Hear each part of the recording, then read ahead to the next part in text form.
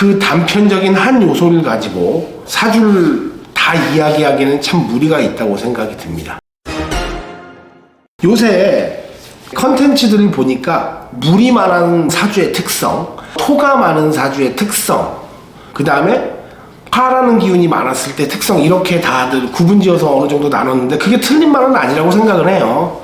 어느 기운이 뭉치게 돼 있으면 그런 성향은 바로 드러나게 돼 있거든요. 근데 이제 저는 이런 것들도 하나 말씀을 드리고 싶어요. 봄에 어떤 기운이 많았을 때, 예를 들어서 봄에 모기라는 기운이 많았을 때, 여름에 모기라는 나무의 기운이 많았을 때, 가을에 나무의 기운이 많았을 때, 겨울에 나무라는 기운이 많았을 때, 이렇게 또 구분져져야 된다고 생각을 합니다. 우리가 나무도 여러 가지 종류가 있지 않겠습니까? 꽃을 피우는 나무, 관상용 나무, 그 다음에 목재로 써야 될 나무, 혹은 우리가 종이를 만들기 위해서 베어서 써야 되는 나무, 이런 종류가 상당히 많다고 생각이 들어요.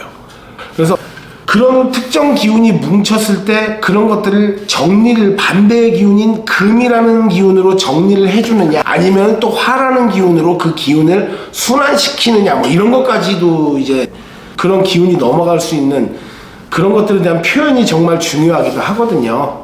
근데 이제 단편적으로 본다면요, 일단은 목이라는 기운은 첫 번째 시작이고, 그 다음에 무언가 배우는 시점이 될 수도 있고요. 실험 요건, 그리고 우리가 이야기를 하는 어떤 뭐 자신감에 대한 이야기를 목이라고 얘기할 수도 있는 것이고요. 그리고 기초, 그 다음에 고든 의지, 정신. 나쁘게 얘기하면 고집스러운 면도 될 수가 있어요. 고집스러운 면도 될 수가 있고. 그래서 여러 가지 키워드들이 많고 컨텐츠가 많은데 그게 틀린 말은 아닙니다. 맞는 말들이 많아요. 그런데 일단은 그 단편적인 한 요소를 가지고 사주를 다 이야기하기에는 참 무리가 있다고 생각이 듭니다. 목이 많으면 그 많은 것들에 대한 성향이 드러나거나 그런 행위를 하게 돼요, 우리가.